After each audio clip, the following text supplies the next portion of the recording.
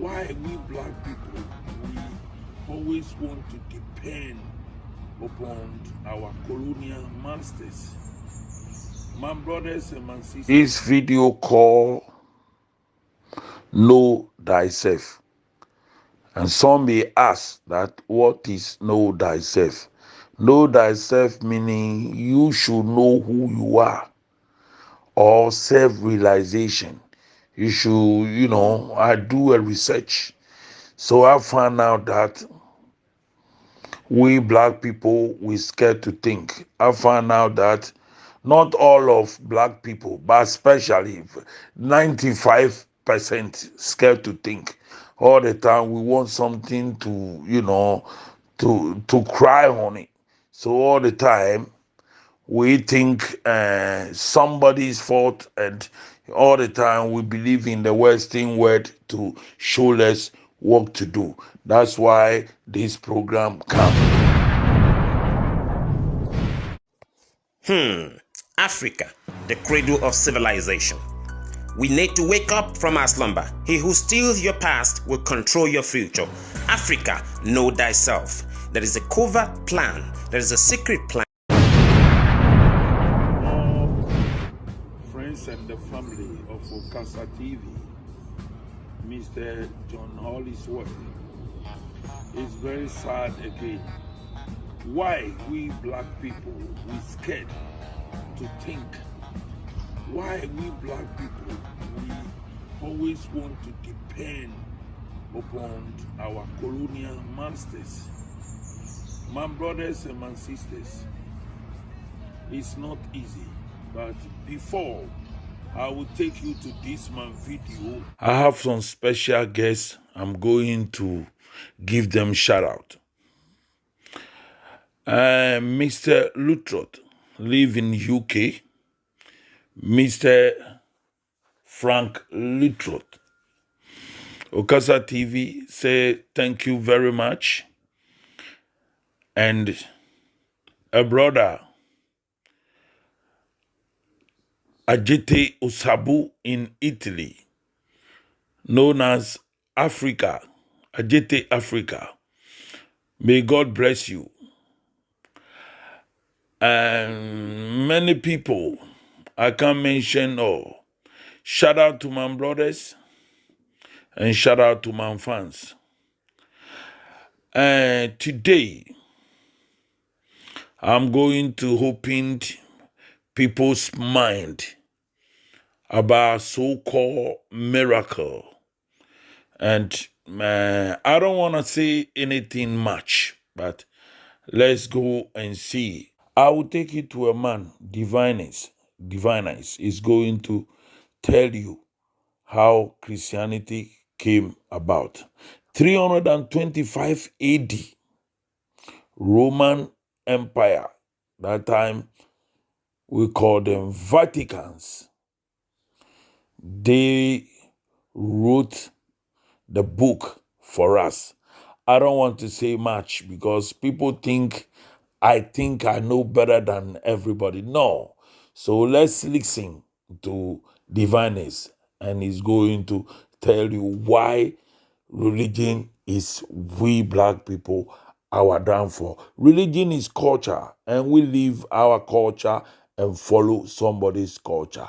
Let's go and see. If you are thinking Christianity was brought to Africa peacefully, then think again. Here are evidence of their gospel, Bibles and rifles, weapons of colonization, mental enslavement. The Western world loved calling other religions terrorists, but the worst terrorist to ever existed in the human history was Christianity. No religion has much darker, evil, bloodier history than Christianity. Why do you think they were so heartless towards the Africans for over 500 years? Look at it. The Pope authorized them to make sure that they make African nations a perpetual slaves. They sat down and designed this religion for you, to make you a slave forever. What spirit do you think was behind them? Which angel do you think was behind them? Because Daniel tells us that the Roman Empire will have a spirit that will come from the Mediterranean Sea, which will rule. And that is the spirit that is working. Judge them by their action, not by what they put on paper for you as a gospel. You have not received a gospel. You receive a gospel, meaning the spell of the gods to blind you from seeing their wickedness. Read it for yourself. Which angel do you think was behind them? This born-again movement only started in the year 1738. You are new. We were never suffering because of the sins of our forefathers. Watch this video and you will learn the intention of Christianity in Africa. King Leopold, 1883, letter to the missionaries. They were there for their own interest. They were not there to teach our ancestors anything about God, because our ancestors were already God-fearing. The yellow line tells you what our ancestors already know. They were righteous people. Our ancestors were more God-fearing than them. They were there to take the minds of our ancestors from their own riches of their land. They were there to teach our ancestors to love poverty. Read it. And also to take away our ancestors' mystical powers. They were there to cause the new generation, the younger generation, to rebel against our ancestors. They were not there to educate anyone. Yet the blue line tells you they were there to teach them to read, but never to reason. That's why some of you don't even like me. They didn't use love to convert our ancestors. They used force, beating them. You see what it says there? Make sure they never become rich. They want our ancestors to forget their heroes, but to love the white heroes. For those of you calling me Antichrist, ask yourself this question. Have I been on the earth for 2,000 years preaching salvation and at the same time wreaking destruction in innocent people's life?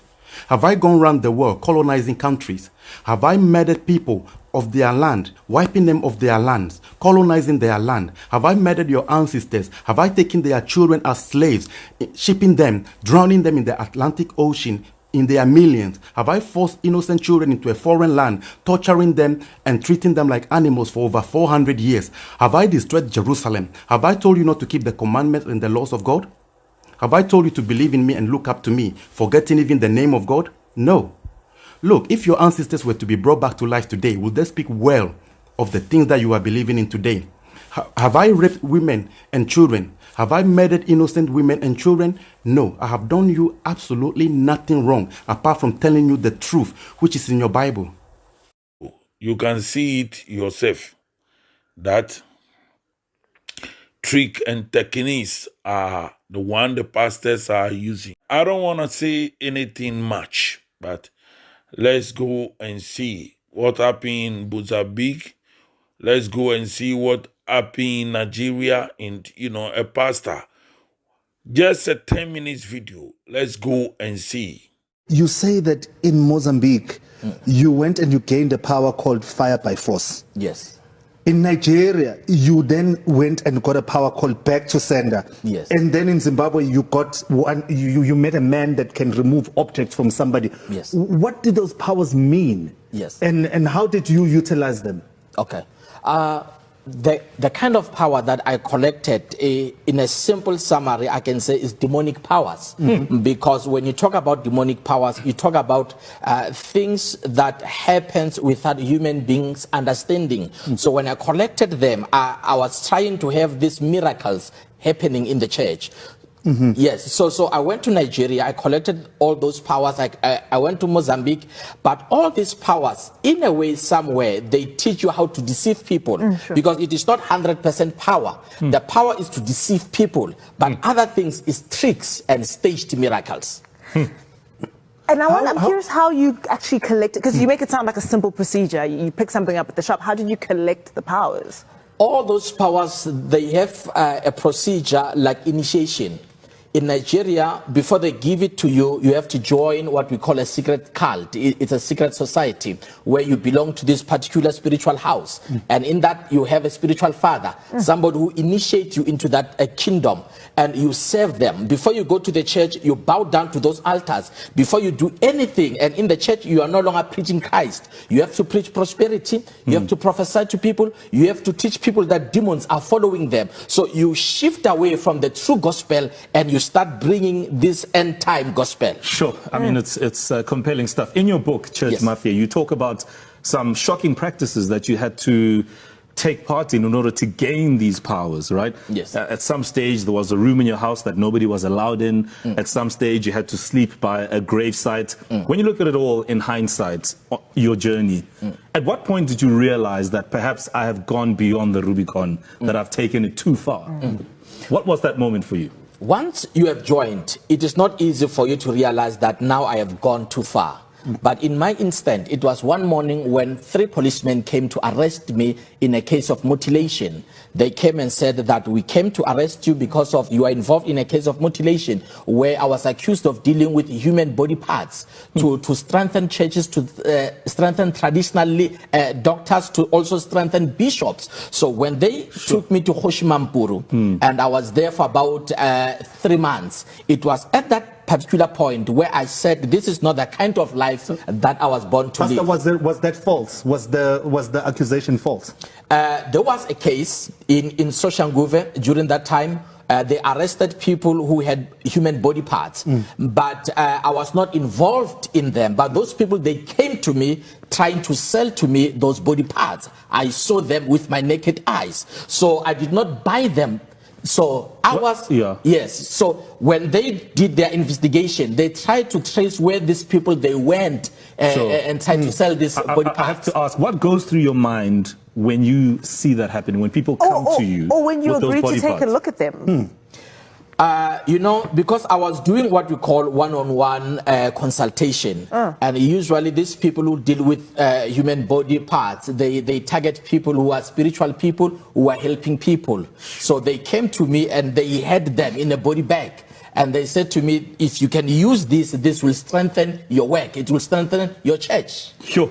We're going to continue this conversation because so many things have come out which are absolutely shocking, and we appreciate the level of honesty that you have come through with on the show. We're going to take a breather. I think some of us need it. And when we come back, we're going to continue to interrogate the nature of these false prophecies and these very unethical practices within the charismatic churches. Of course, we have Pastor Makhado Ramabulana who joins us. Get involved in social media. Feel free to comment. Go and do it. Just hashtag #on3 and we'll check out all your comments. We'll be back in just a moment. J-Cas Herbal Tea from Ghana. Cleanse and purify directions for use. Wa naobeka. Boil the herbs with 2 teacups of water. Reduce to 1 or half cup depending on the strength required. Use it once. Drink the tea warm early morning on an empty stomach. If you like, after drinking the tea, eat fresh orange. The effects of the tea will be felt after 15 to 20 minutes. Your whole system will be cleansed and purified against all sickness. If you want to stop the effect, drink a fizzy drink and eat dry toast. Warning, not to be used by pregnant women. Contact All Is Well on +44 74 04 611 177. J-Cas Herbal Tea from Ghana. People, this your number 1 dancer, Sammy Bender 1. If you want the number 1 TV station to watch Okasa TV. Don't change it. Keep watching Okasa TV. You're done. No. Broom. Okasa number 1. We're still in conversation with Pastor Makhado Ramabulana. He's the author of Church Mafia, and we're essentially breaking down the goings-ons, the nefarious ones that can be found in some charismatic churches. Now, Pastor, we need to, just for people's education and just to open up their eyes a little bit, could you tell us, you mentioned earlier on before the break, fake miracles being performed in church, and the fact, stage miracles rather, being performed in some churches, and the fact that you are taught how to commit these fraudulent miracles. What should people be aware of? And maybe you can even start by telling us how some of them are done. Okay. When we talk about a stage miracle, we talk about what is organized. Number 1, when a pastor says that tomorrow there will be a miracle, when you talk about a miracle, it's something that should shock even the pastor. But if the pastor is aware of what is going to happen, it's no longer a miracle, it's staged and arranged. So in most of the time, they organize people on the wheelchair, they give them money, they come sit on the wheelchair. So before that day, the pastor will talk about the kind of miracle that will be happening on that night. So they know particular, we've got people that will be seated on the wheelchair, and we also have this stage miracle of miracle money. Usually before the church starts, they call people who are in the church to come on the stage for what we call a chain prayer. And while you are here, some of the ushers, remember, the pastor does not work alone. It's a mafia, it's a syndicate in the church. So they work with the ushers, they work with those the car guards outside. So once people are here in front, those ushers, they will insert money in people's bags as we are praying, closing our eyes. Now, when the prophet comes on stage, he says, there's a miracle money, check your bags. Once you open your bag, you will see the money and you don't know where that money comes from. It was arranged. In other instead, they collect information. Once you sit in the church, those ushers ask you, where do you come from? What's your name? What's troubling you? So they collect information, they send it through WhatsApp to their pastor. So that is the reason why most of these cult pastors, they come to church late, because they have to receive data first, the data that they will use to prophesy people. Once they have gained, let's say 20 people with information, what is troubling you, they come on stage, they've rehearsed your name, and when they call your name, especially our brothers from outside the country, they speak as if they don't know how to pronounce your name, so you think it's authentic while it was organized. So this is like a play, it's like a stage play. Yes. Okay, so what was the turning point in your life? What made you go, I'm done? My background as a pastor's kid who looked up to his father, who have been in the ministry all along, being authentic to God, it became a voice that spoke to me and said, this is not the kind of life that you should live, because once you have joined, you are living a secret life. You are in a secret society. You hide things. Yes. In your book, Church Mafia, you also speak about keeping all of this a secret from your wife, the congregation. Apparently your wife not really buying into this dark way. I mean, take us through that moment, that part of your life as well. I lived a secret life for some time, because of even my trip to Nigeria. I had to lie. And even the room where I had to put all these spirits, I told my wife not to enter there. Before I go to church Saturday night, I have to go into those spirits, to speak to those altars. So all along I lived a secretful life. But there are others, they join with their wives these days. What was in that room that you hid in your house?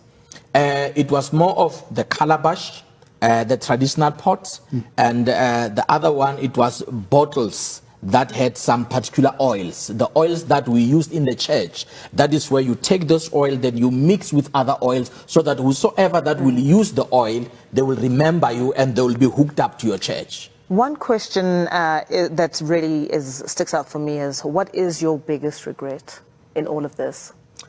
My biggest regret is how I deceived people. How, you know, if you do something knowing it is not okay by itself, it's deception. How I lied to the body of Christ, how I lied to South Africans. And that is the biggest regret. But on top of that, I said to myself, I will be a voice to warn others. And even the same people that I've deceived, I had an opportunity to go back to them and close the church and tell them, you need to go and look for the true church. Okay, and where can people get the book, Pastor? The book, people, they can get it online. It's available. Maponya Mall is available. Exclusive books is also available, and also on social media. Thank you so much, Pastor, for coming through and sharing your knowledge with us. Thank you so much. Appreciate it. Thank you. And that's how we wrap up tonight's show. See it yourself. That trick and techniques are the one the pastors are using. After this video, Volume 2 called Miracle for Sale. That one, my brother, I wish is ready. A man called Darren Brown. We are going to short break and we come back. Then we continue. Tired of feeling fed up, having the same problems wear you down from day to day. Sometimes the only way you can get help is through God's help. Mr. John Fahey, All Is Well, is a spiritual healer, herbalist, and understands God's ways. He can help you with many different types of problems, be it business, love, marriage, sexual impotency, and we know that God helps in all situations. So if you are tired of feeling fed up and don't know what more to do, contact Mr. John Fahey. All is well. 07903 115438 or 07404 093536. Quick results are guaranteed. Call without delay. Mr. John Fahey. All is well. Thank you very much. Everything. Shout out to viewers and bye-bye for now. You are blessed. Stay blessed and continue your blessing. Bye-bye. Okasa TV.